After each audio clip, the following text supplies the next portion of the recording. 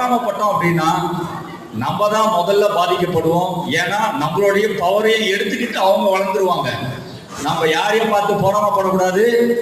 ஒரே ஒரு விஷயம், உழைப்பு. நீ உழைச்சிக்கிட்டே இரு.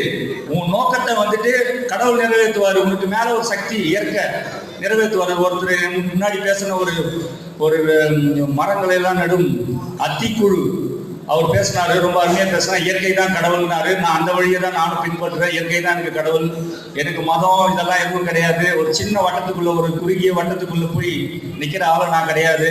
பறந்து விரிந்த உலகம் எப்படி இருக்கோ அந்த மாதிரிதான் என்னோட எண்ணமும்.